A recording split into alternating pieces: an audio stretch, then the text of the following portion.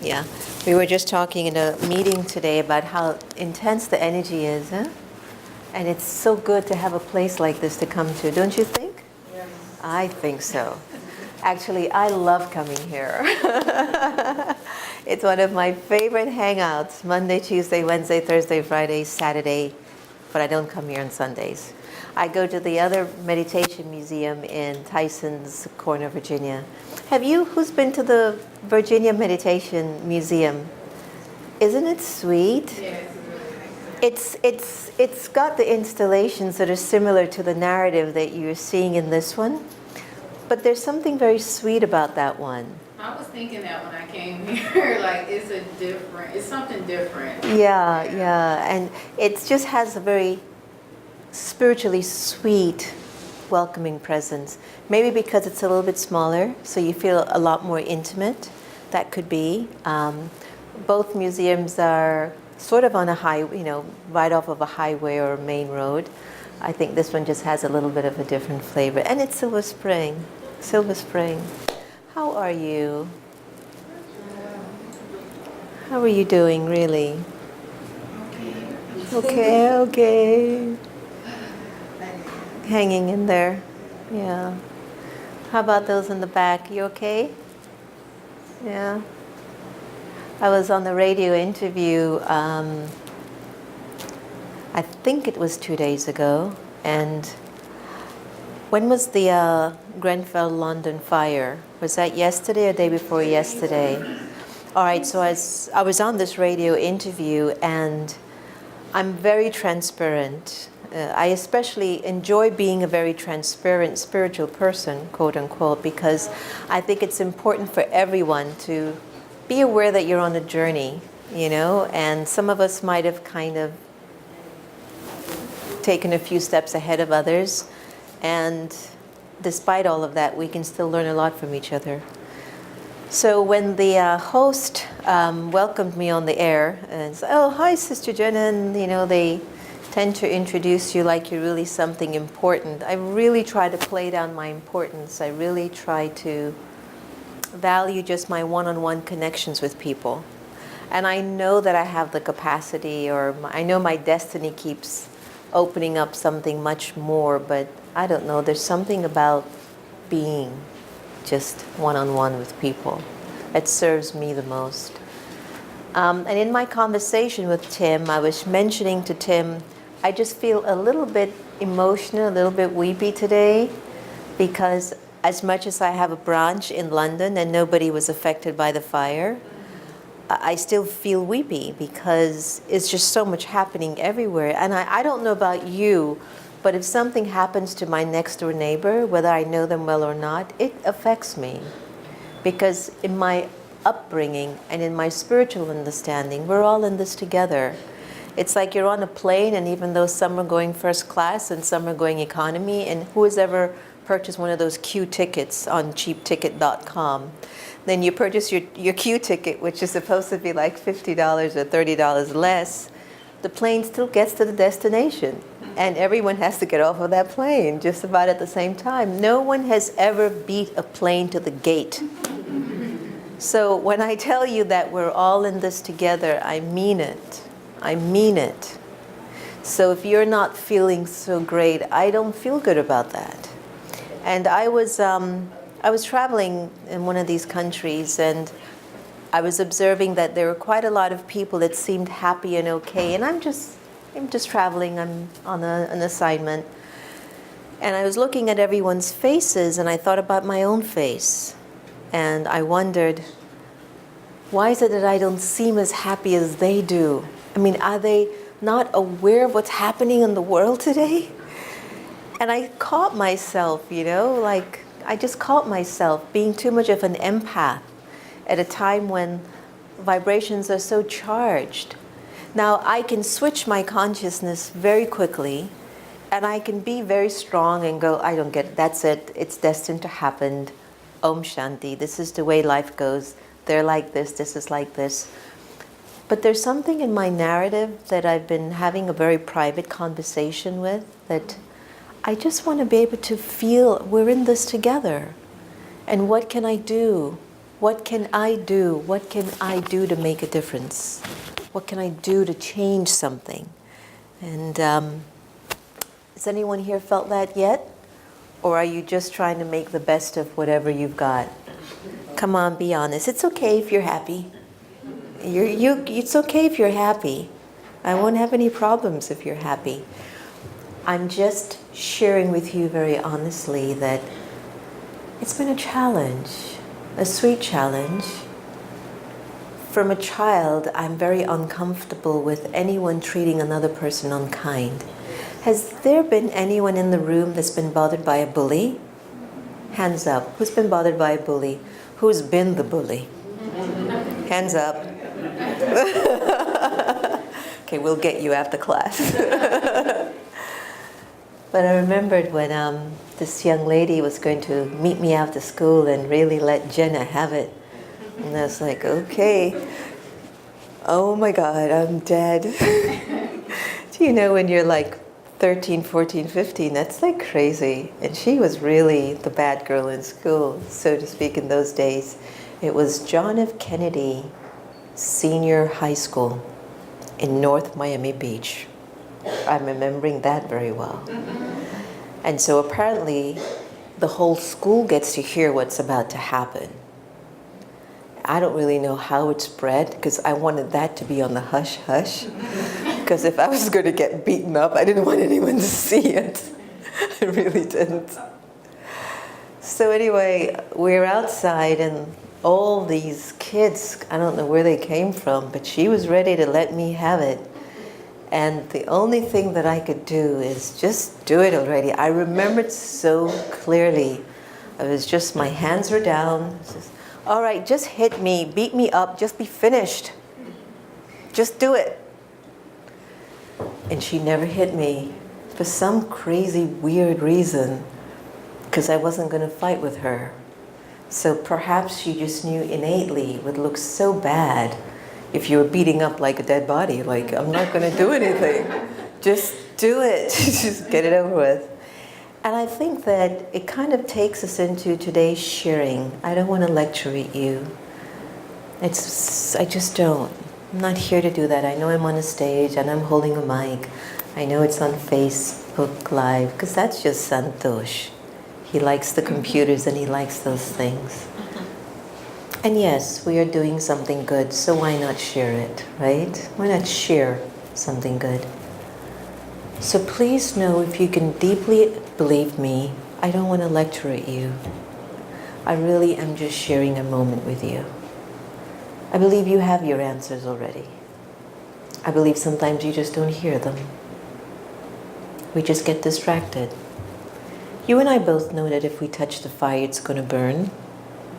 And you and I both know that when you meet that person, that significant other, your heart tells you, oh, that's trouble. You know it.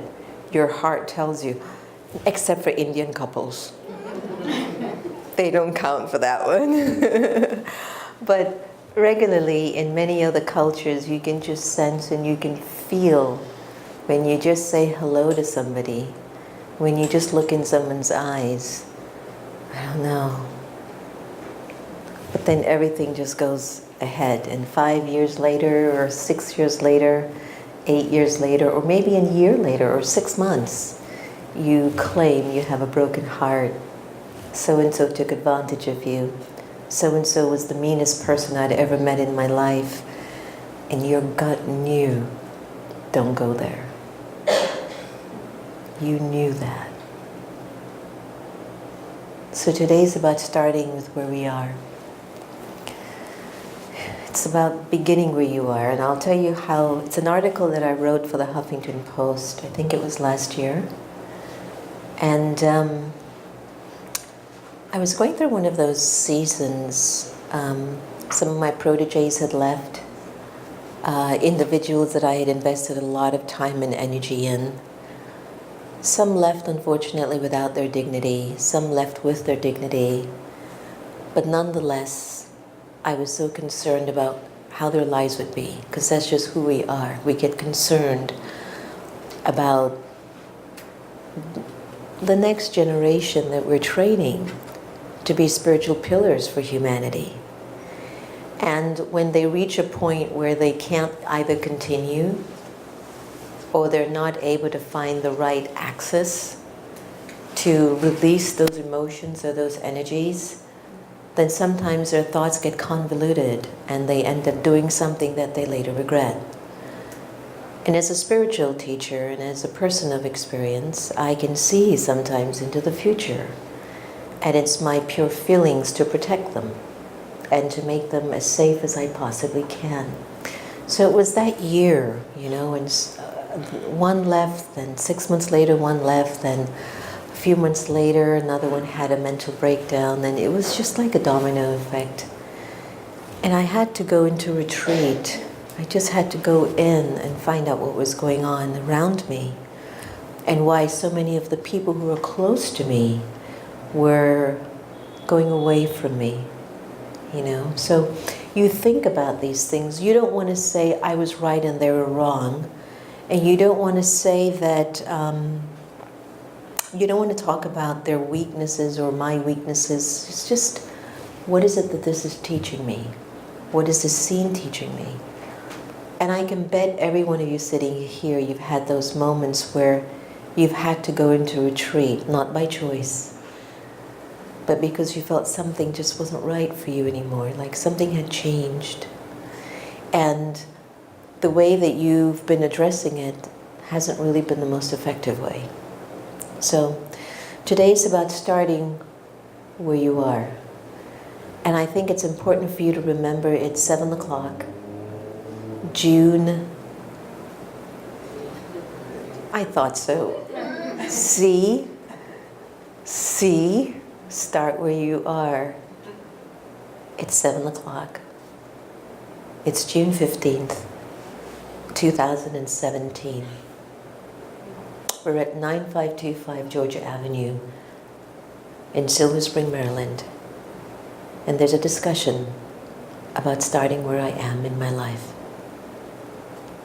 So just for 30 seconds, go inwards and observe, where are you? Where are you emotionally? Where are you in terms of your sense of self? Are you okay? Is everything absolutely perfect for you right now? And is everything perfect in the lives of the people that you love? Is everything okay?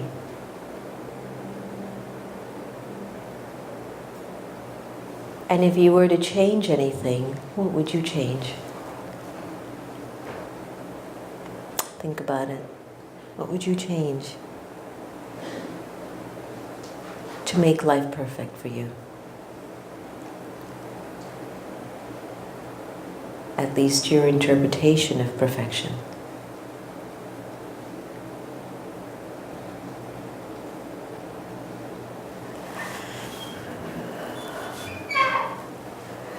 It's interesting when you decide to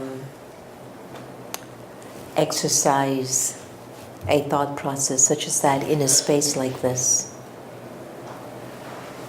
Something will emerge when you're back in your car or taking a bus or getting on the metro this evening.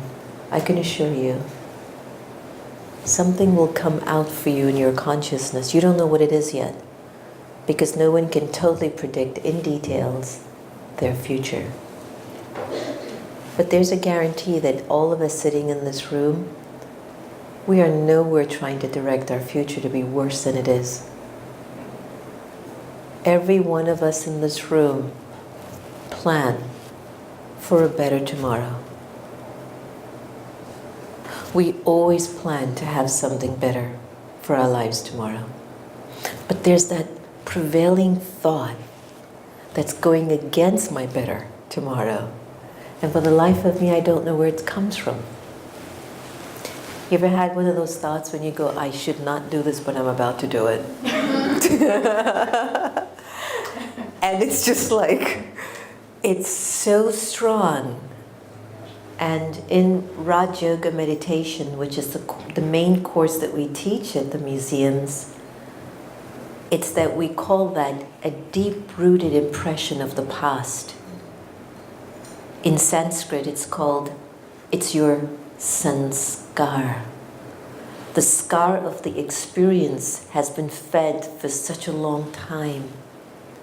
And if you believe in more lives than one, then imagine that the scar has been fed for 2 lifetimes, 10 lifetimes, 30 lifetimes.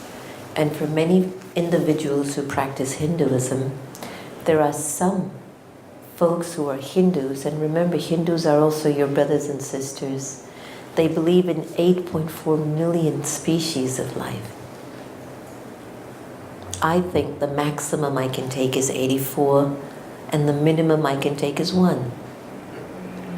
And all I know is that a lot of the experience that I've seen my brothers and sisters go through, and a lot of the experiences that I've gone through, it doesn't connect to just this lifetime. I don't know why I think the way that I think. And I don't always know why I make the decisions that I do. My mother didn't teach me that. My father didn't teach me. I didn't learn it in a school. But there's this prevailing sanskar, this deep thought. So sometimes when we're going to start from where we are, we have a kind of a logical concept of some of the things that we hold as strengths and some of the things that we hold as a limitation in our character. And we don't focus too much on the limitation of the character, because if we focus too much on it, we're going to have to change it. But we're trying to see if we can bypass it by focusing on what's good. Oh, is this the second slide? I think. So sorry. It's way ahead of me. Is this working? So, do you ever look into the future by starting with where you are? And we've tried that. Sometimes, do you consider your bank account and then decide if you can actually start your own business? Have you ever wanted to begin your own idea? And then you consider, financially, I just am not equipped. I have to keep working a little bit longer until I can get what I need. So, do you ever look into your future thinking with just what you've got? Because if you do that, and if that's all you do, I believe you stop living. I'm a part of a group of leaders, and they're called Evolutionary Leaders. Please Google them when you get a chance. And the Evolutionary Leaders are individuals like the Marianne Williamsons and the Deepak Chopras and these individuals. And we were on a private conference call about certain things that are happening in the world and what our role is. And there was a man on the phone called William, and these questions are coming up for a lot of leaders right now. What do we do? What do we do? What do we do? What is next? What is next? And I've observed that in all of my conference calls now and conversations, I don't want to do anything. There's something in me that needs to get stronger. I don't think I can outdo the energy that's existing right now. And there's no program or project that we're going to come up with that's going to change humanity's consciousness right now until we are pillars of spiritual power. And so this has happened in every meeting that I've been having. Thus comes William on the call. And William accepted this idea that I shared. He says, I know what you're saying. Sister Jenna, I was in London when Daddy Janki, who's our director, she's 101, Sister Jenna and all the sisters of the Brahma Kumaris in the UK, they started out to build this huge hall in London, and there was no money. And Daddy said, with faith, you will see money will come. We're doing something good for mankind. It will come. And he said after all these experts came in, gave them how much this was going to cost, told them how long it was going to take, Daddy took her crew of her little Indians from India, and everyone, all the sisters in their saris, brothers in their pants, everyone came together and built what's called Global Cooperation House in the United Kingdom. And to this day, it is such a powerful pillar in Great Britain. And with no money at the time, money came. Now, I'm not telling you to do that as an individual person. We have a community. So that's a big difference. So please don't be naive and go, okay, I'm going to do this and money is going to come. I think it's important that you have a very strong community of friends or people that you trust who have your back, and you are all in alignment with this vision, and you say, we're going to do this together. And everyone shows up. When we began this concept of a meditation museum, and I spoke to my very good friend, Mrs. Fulbright, and I said, Harry, do you think we can get away with this? Do you think we're going to be looked upon as like cuckoo? Because my form of spirituality is serious. It's not tie-dye outfits or hanging out by the top of a mountain. It's being engaged in relationships. And Harriet reminded me by saying, Sister Jenna, if this works, it's important. Thank you. Thank you. As it is for you right now, there is a saying that I came across, that will be your tomorrow. As it is for you right now, it'll be your tomorrow. So in other words, the state that you are in, do not be fooled that it is a foundation of your tomorrow. And that's why it's so important for you to be very clear with where you are, with who you are now. It's so important, because if you do know your strengths, then it's important that you go into an area that will feed that strength. But if you are aware of your weaknesses and you're turning your back on your weaknesses, don't go in an area where the weakness will be fed. It will be very challenging. And you might end up blaming a lot of people.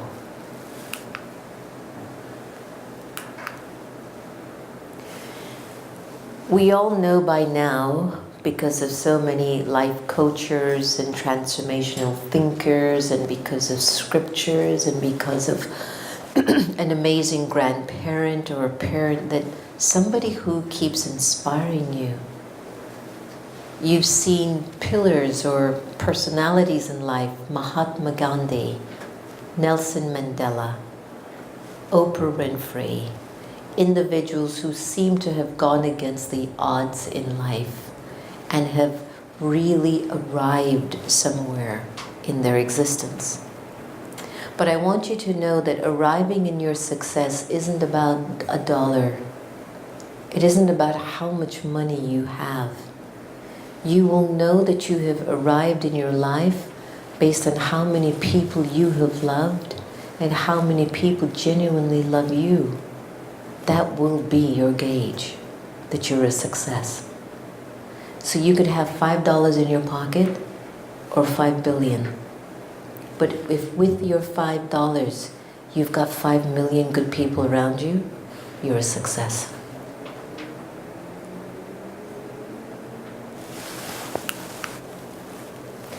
But the big fundamental question arises. We call it self-worth. We call it, do I even like me? Do I even like me? How many of you actually love looking in a mirror? Okay, ladies, I know that's you. Brothers, do you all look in a mirror a lot too? Are you always fixing your hair in a mirror? You kind of look handsome like you do that. Yeah, you do. And when you look in the mirror, what is it that you usually think? Do you recall? When you look in the mirror, what do you usually think? What are some of the thoughts that run through your mind? Anybody? I need to look better. I should look better. Okay. I have to work out more. I got to work out more. I look good. I look good. I believe in myself. Huh? I believe in myself. I believe in myself. Good. Anybody else? When you look in the mirror, what do you say?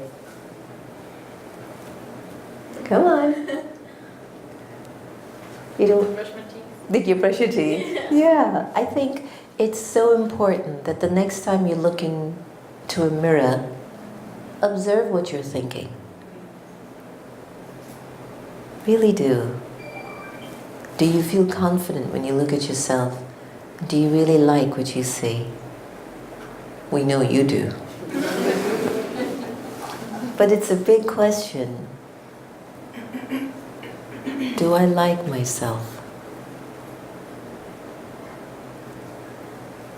And a lot of times we determine our affection to our own beings, our value for ourselves, because we might have seen somebody else who seems like they're better than I am.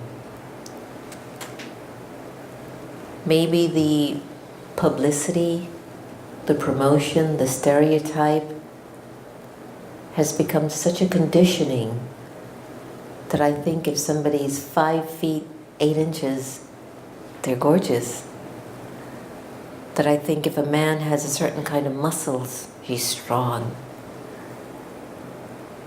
That if I drive a particular car, more people might like me, or I might get more recognition. So it's important that you determine that you like yourself based on just what you have got. Not whether somebody else has something more than you, but what have I got that I like? There's got to be something about you that you like. And it's not because the promotions over many, many generations have told us, well, I like my nose because it looks like this. What is it that you like about you?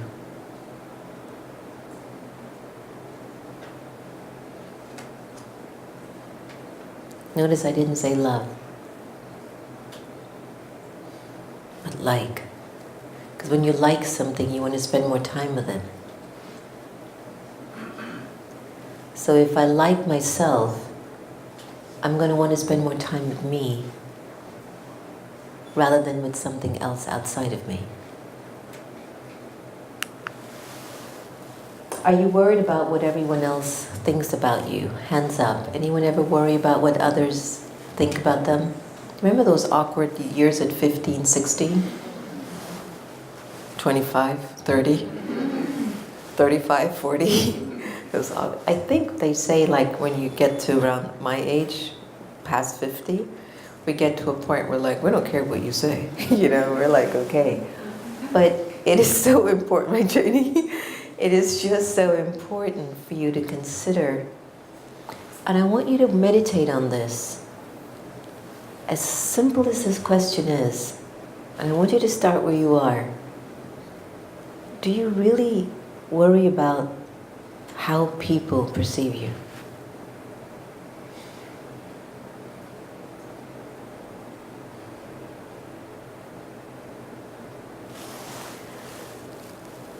Do you want everything that you do to be right? Especially when you're in a workplace. When you're feeling that there's this idea that you have to perform very well or else you're going to get fired. And if you get fired, there's strain in who's going to pay rent or mortgage. Where am I going to get life insurance? So do you push yourself to do everything right, or do you explore possibilities? Who's a risk taker in this room? Okay, 3. I would expect that because Washingtonians are the least risk takers I've ever met. It's like everything has to have an order, a schedule. How long do I work? It's supposed to be this way and that. And I find it to be very interesting because I'm so the opposite. I love to take risks, but balanced with enough logic and understanding. In other words, to try to go beyond your capacity is a risk, rather than play it safe. And I found in this region, a lot of folks feel comfortable with playing it safe. Might be a good thing though. Do you think that you are never good enough? These are some of the questions and the thoughts that get in your way of even understanding why you're supposed to start with where you are. So as we begin to understand ourselves more, I think it's so vital for us to do a little experiment right now about why doing something different changes your emotions. Are you ready to do a little exercise with me? It's going to be a big, sweet challenge. You want to do something really, really different? I'm going to ask you to just, sometimes I don't like to do this, especially when you're cozy, but you're going to get up, right? And I want you to get up from that seat, and I want you to find another seat in the room. Do you see how long that takes? Do you see? And you've only been here for not even 45 minutes. It's like, man, Mom, I'm so comfortable. Do something different. Just change your seat, change your seat, change your seat, change your seat, change your seat. And while you're changing your seat, observe what you're looking for. What are you looking for now? Or you're just trying to find a seat? It's good that you're smiling a little bit. Good. Mr. Handsome can't find a seat. He's rubbing his head. Where do I go? Where do I go? Where's Mom? I want to sit near Mom. All right, you changed your seat. Now, here's the big question. Firstly, how did you feel when you had to change your seat? Be honest. Uncomfortable. Anyone else? Actually happy. I didn't like where I was sitting. What else? A little bit of uncertainty. Uncertainty. Good answer. Anyone else? When you had to change your seat, what were you thinking? Oh, God. Why do I have to change this? Why? I'm fine. What's the problem? Well, I did this workshop at many programs, and I actually invited everyone to change their seat about 10, 20 times. Oh, my goodness. By the time it was like 12, they're like, why did I sign up for this workshop? I am done. But the purpose of my doing this experiment with everyone was to invite everyone to consider that every time you change the seat, you were changing a life. That you were being born in a whole new life, in a whole new paradigm, in a whole new consciousness, and that it was different. And that every time you enter into something different, something new happens. Tell the truth. Don't you feel different in that seat? Isn't that crazy? It's just a seat. It's the same seat. But why is it that you feel different in the seat? You have a different perspective, right? And because you have a different perspective, something is happening in you. This is how subtle change is. It happens when you start to do things differently. So tonight, let's say that when you leave here, you do something different. Whatever that is, if you've been here before, leave here differently. If this is your first time coming in here, then leave here exactly how you were supposed to leave, because it'll be your first time. But try to observe yourself when you enter your car. Please trust me on this. See if you enter your car the same way you've always entered your vehicle. How do you do it? Key? Fast? Reverence? Mindful? Rushing, rush, have dinner waiting? Just try it, and you're going to find that something inside of your soul will be shifting. Change doesn't need to be anything drastic. Change can start as simple as changing a seat. Who do you know in the world today that's really okay? who is actually really okay? Even though you go, how are you? Okay. Every time you ask somebody, so how are you? Good. How are you? And then 5 minutes later, they're arguing with their husbands. I said, but I thought you were okay. Yeah, but I'm okay with you, but not with him. And so, okay means I'm really okay. And my family, my staff, but they're my family more than anything else. When I'm having my days and I'm not okay, I tell them, it's not a good day. I'm going to need you guys today. Just so they know. And the other day I told them, you know how I feel? I feel like a general in the army that's been shot, and all my soldiers are out on the battlefield without me. And that's exactly how I felt, wounded. And it's just so important to tell the people close to you how you're feeling, rather than to keep projecting that you are always going to be okay. And deep down, you know what? You actually are. But at this particular moment, not so much. So there's a saying I came across, none of us are okay, but all of us are fine. None of us are okay, but all of us are fine. Think that one through a little bit. None of us are okay, but you know what? We're all going to be fine. Brain teaser. So meditation will help you to listen more to you, to listen to what's going on in your head. So it's important for you to hear the thoughts that you don't want anyone else to hear. And that's why a lot of people shy away from meditation. Because when we actually start to meditate, what happens is that sanskaras, remember that word? Those strong thoughts that I don't really know how they get fed so powerfully in my being are very dominant and they're uncomfortable and I don't care for them. However, when you meditate and you are able to hear that thought and then identify the thought, you can face that thought and then decide to tell the thought how you really feel and what you really want from yourself.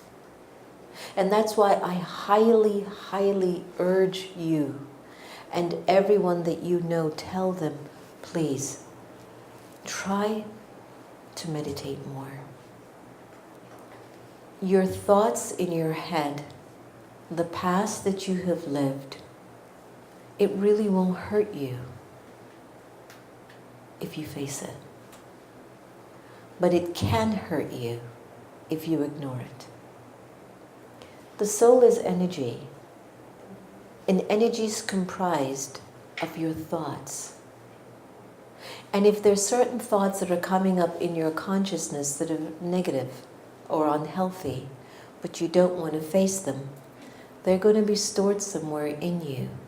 And one day, they're going to have to find a way out. Yesterday in Alexandria, there was a shooting. There was a baseball camp, I believe, for youths. And one of our members of Congress got hurt. And I saw the picture of the man who was also taken. And I looked at his face, and I know souls, and I know people when I look at them. That was a good man. That was a good person. What drove him to that point? What drove him to that point? So I'm inviting all of you to be very careful with the way that we're receiving the current news, nationally and globally. Because you have no idea what it's doing to you emotionally. But what your heart and your soul does know, this doesn't feel right. This doesn't feel God. This doesn't feel like God. So it can't be right. And your heart knows it. And I sat there and I looked at this little man's face and I told him, I hope you're going to be okay. It's okay, we understand what you've been through. And I just gave him blessings for his next journey. That's the kind of a love we need now. That's the kind of a fierce kind of love we need to wake up in ourselves now. Because we don't know if it'll happen to somebody close to us. We don't even know if it might happen to us being one of those individuals where I just go over the edge. So meditation will help you to listen. And it's important that you remember that I, the soul, it's an energy. It's beautiful, it's graceful, it's powerful. It has a very natural sense of humor. When there's purity, your soul has wit. But like I mentioned earlier today, you all have your own answers. You're all wise. You just have to listen. Where does your strength come from? Food. Food gives you physical strength. It also feeds you emotionally. Goodness gracious, if you've ever had the food here, tell the truth, it's the best food you've ever had in the world. I don't know what it is. I don't know if it's the way Sister Gita cooks. It's the love and the vibrations of love that they put in the food. And you will go to the best restaurant and the food is really prepared well, but you just can't feel that same feeling. So that's a proof that you are a walking, living transfer of energy. You transfer energy. You transfer vibrations. Your presence is offering an energy to someone who's going to come and sit in your seat behind you, to somebody who's going to walk behind you, to someone who's going to look at you from across the street. And as a collective, your energy is creating the narrative that we're living through today. There's an awakening happening, and there's an obvious state of sleep happening.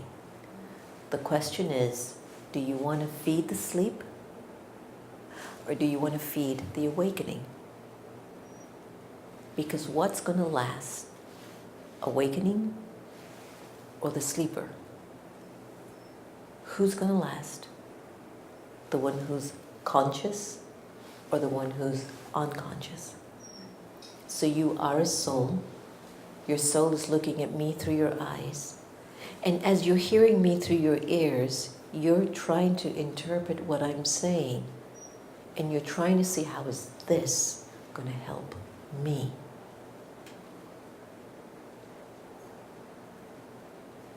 And as you grow in that experience, you will see how you've been helped will help others. Because it's not enough just for you. So your strength comes from a supreme source. Call it what you wish.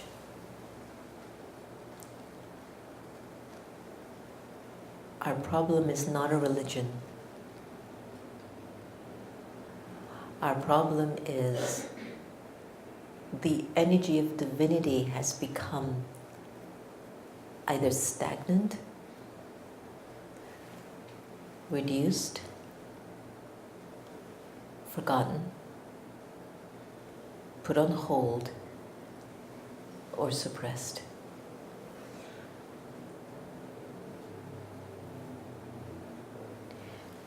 And when you turn to someone you love, there's an expectation that you're supposed to get love back.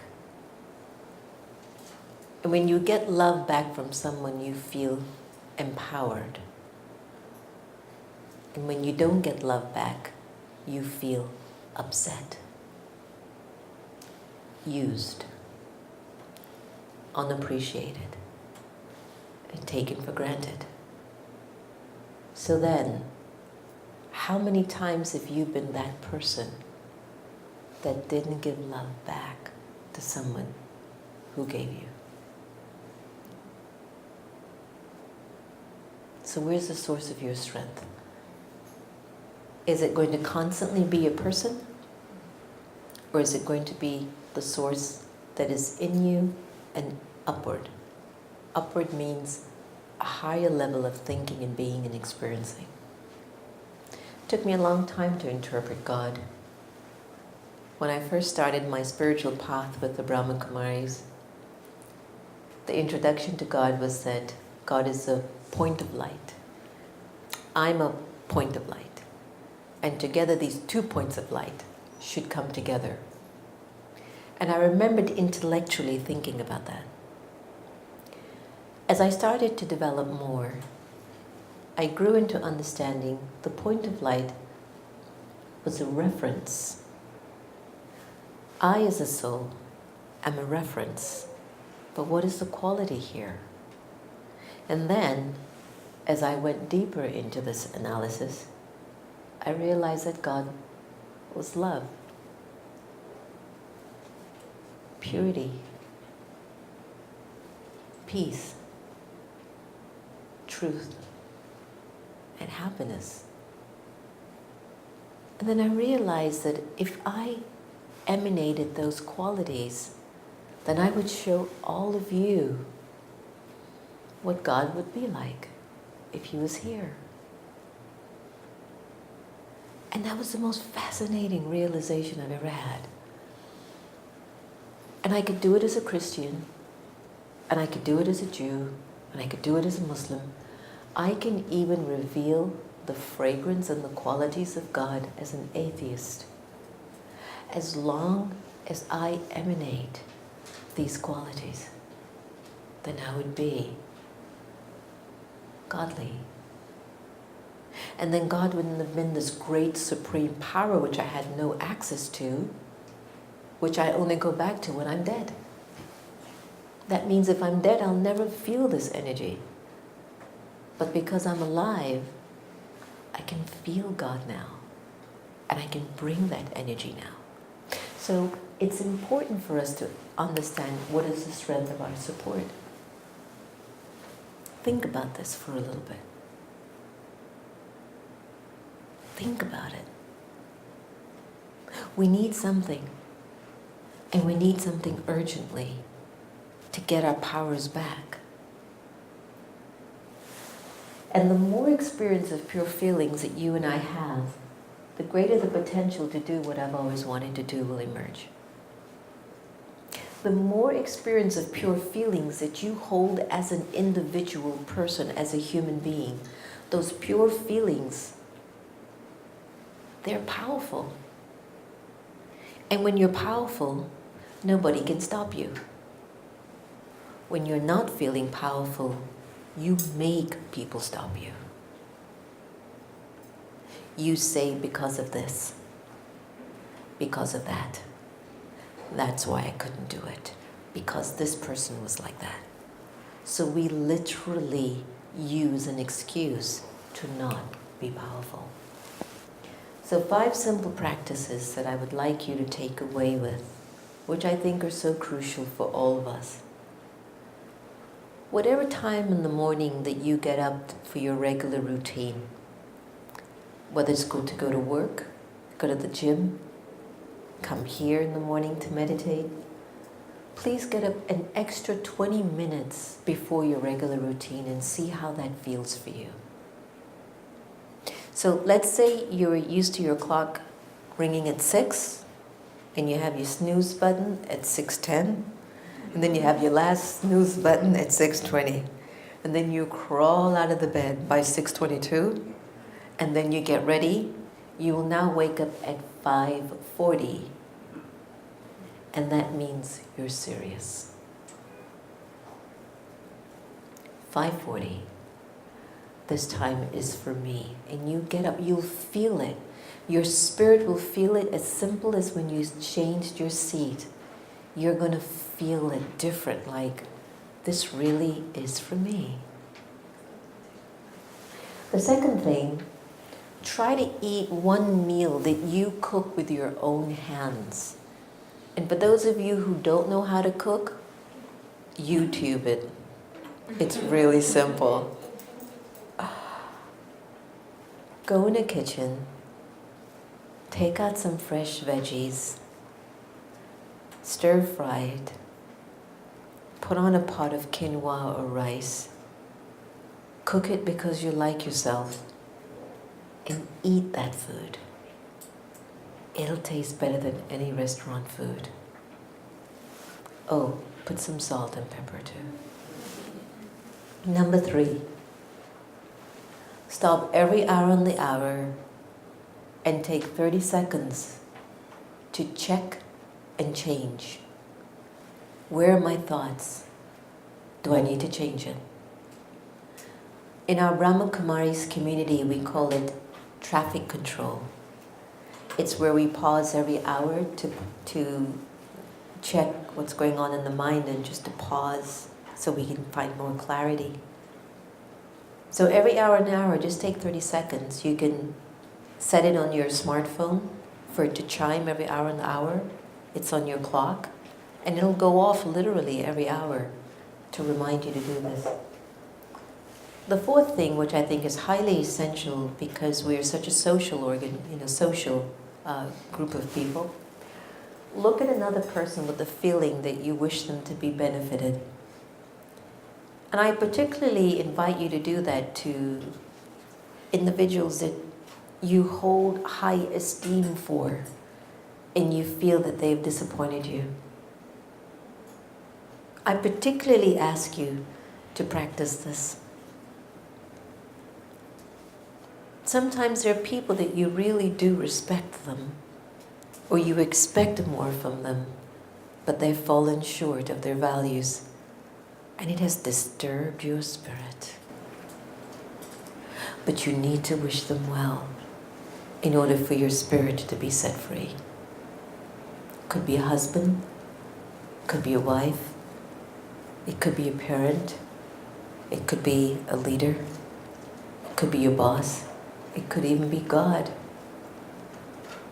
It could even be the energy of your interpretation of God. Wish whomever you expected the most from, who disappointed you, to be well, and your spirit will be free. Last thing, as ugly as it's gotten, as ugly as it might get, have faith. It's beneficial what's happening here. It's beneficial. Might not feel that way at the beginning, but there's benefit in every scene if I believe so. If I believe it's the worst thing that's ever happened, it's not going to get better, that's what's going to happen. But if I believe there's benefit and things have to change, and if that's what I'm feeding, then that's what's going to happen for me. It might not happen for the next guy, because maybe he didn't wish anyone to be benefited. But I'm wishing for all of you to be benefited. So I get that karma back. That's why don't ever wish anyone anything unkind. Your spirit feels it first. I know sometimes folks have done things and we really deeply sense they deserve what they've gotten. But I believe that there is a law that exists outside of me,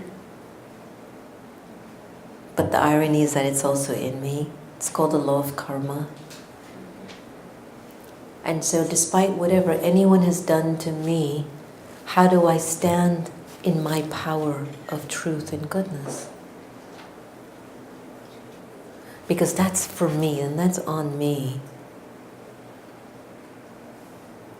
And it's not weak, but it's your power.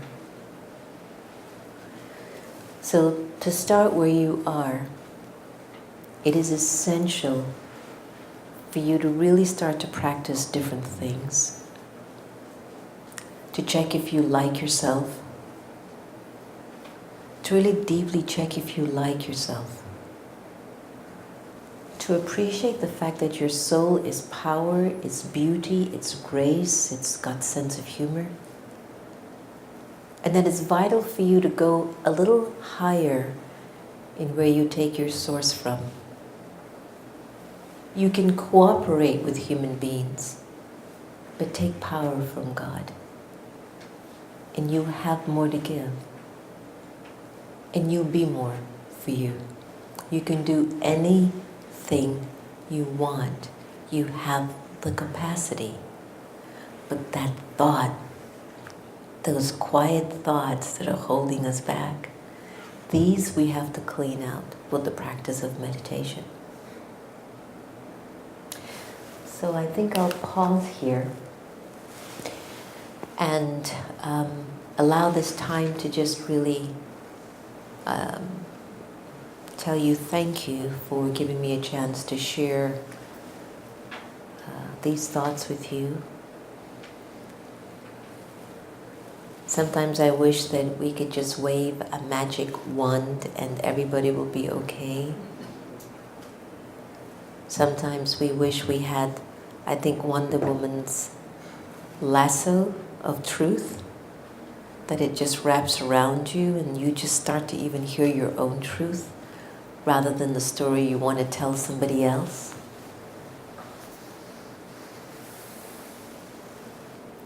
If for whatever reason this helps you,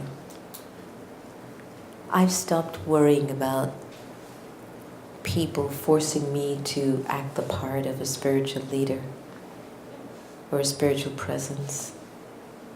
I'm not going to do that. If you don't want to trust and believe that a spiritual person is somebody who's very real and honest and truthful with their journey, and if you don't want to believe the importance of discipline and trials and tribulations and the various challenges that people go through, and that they still show up with their virtues and their qualities and their courage and their experience to guide with you and to walk with you, then there's nothing anyone will be able to do, because we can't keep forcing people to be something for us anymore. We have to be the power, the truth, the wisdom, and the beauty for ourselves.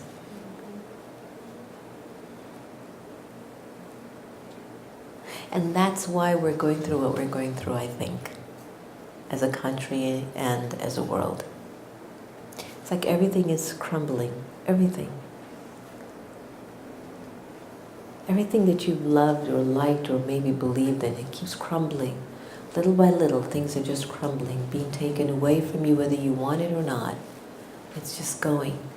And the only thing that's going to be left is the way you stand tall inside of you. Your spirituality, your power, your beauty, your truth. And when two people can meet each other like that, nobody cares what color skin you are. Nobody cares how much money you have. No one cares what country you came from, if you have a green card or not. Nobody cares what your religion is. If you're working on yourself and you're a pillar of truth, no one's going to care about that. That's limited. We're only going to really value each other's character and values. And let's start here tonight with that understanding. That this is our time to shine. Because it will get worse out there. In a second, anything can happen to any of us now.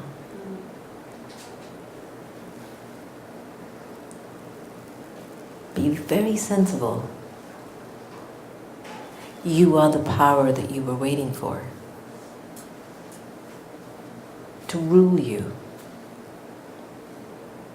to take care of your health, to give you higher education, to give you equality, respect, and dignity. So take a deep breath. Exhale. Inhale again. Exhale. Without looking at the person next to you, wish them to be benefited from deep inside of your being. Wish them to be okay. Give them blessings. Let them know you bless them. I want you to be safe and I want you to be okay. I don't know if I'll ever see you again. Be well. Take care of yourself. Wish them well.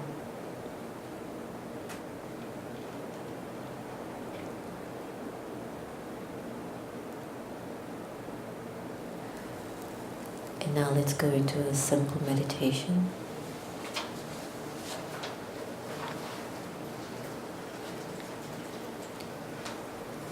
Om Shanti.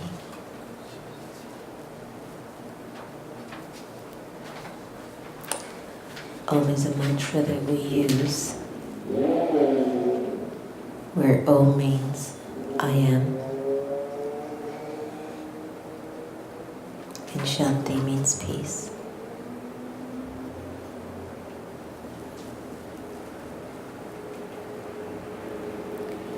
As I sit here in this special moment in my life,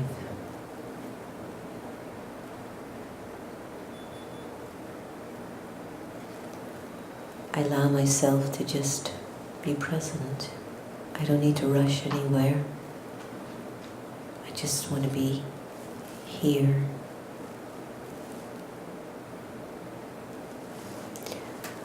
I'm aware that I'm surrounded by good energy, positive energy, pure energy, loving energy.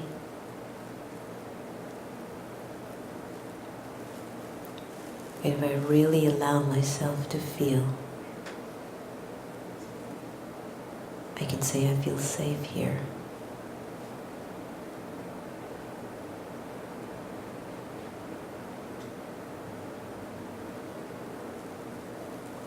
Just for this moment,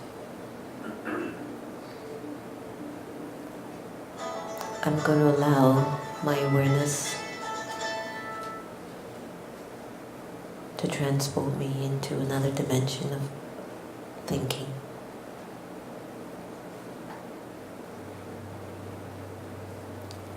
Starting at my base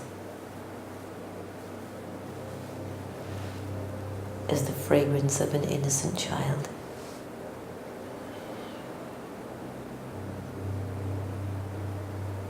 There's this really good person sitting in me.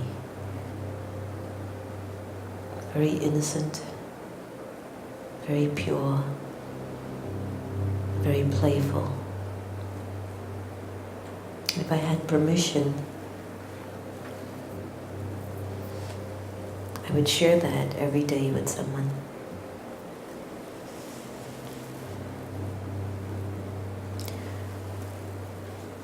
But at times I find that it's not always welcomed. So instead I try to be all grown up, attached to the role that I play, attached to the gender that I've been given.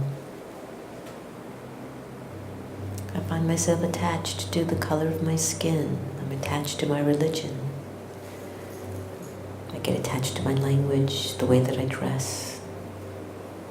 I get attached to the way I think people perceive me. It's the strangest thing. It's just an attachment to a story. I'm attached to the story in my mind, and believed in it for so long. But there is this innocent child, this beautiful, playful, wise, powerful part of me. And I like that person. I like that part of my being. Makes me feel free. Absolutely free.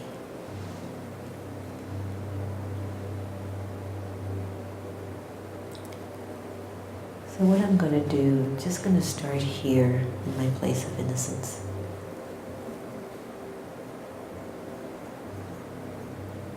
I'm going to imagine what it's like to not dislike anyone, hate anyone.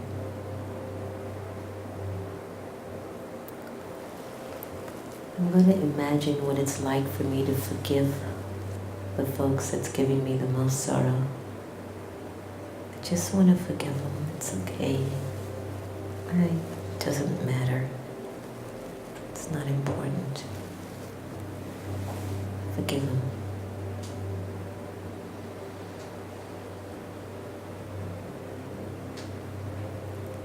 Gently allow and experience your inner being, your spirit, getting softer but stronger. Getting softer but stronger.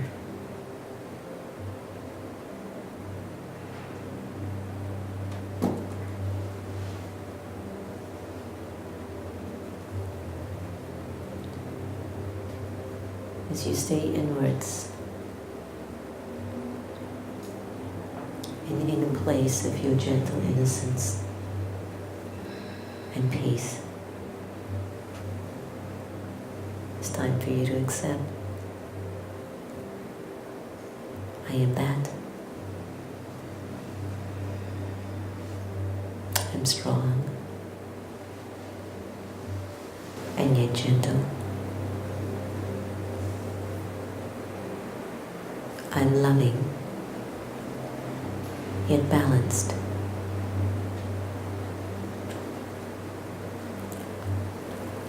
I am peaceful, but I'm not passive. I am light, and darkness can't come near.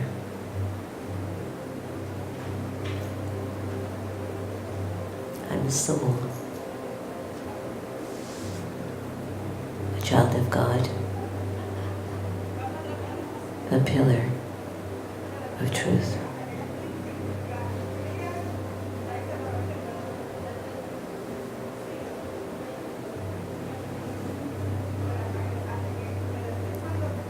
Allow God's qualities to just radiate through you.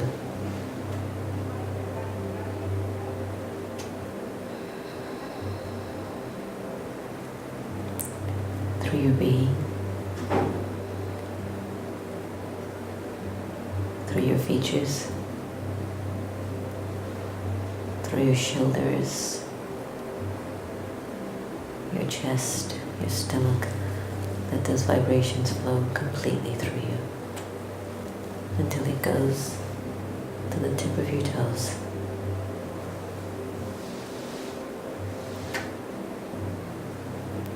These pure vibrations are my property. Breathe deeply in and out. Inhale and exhale.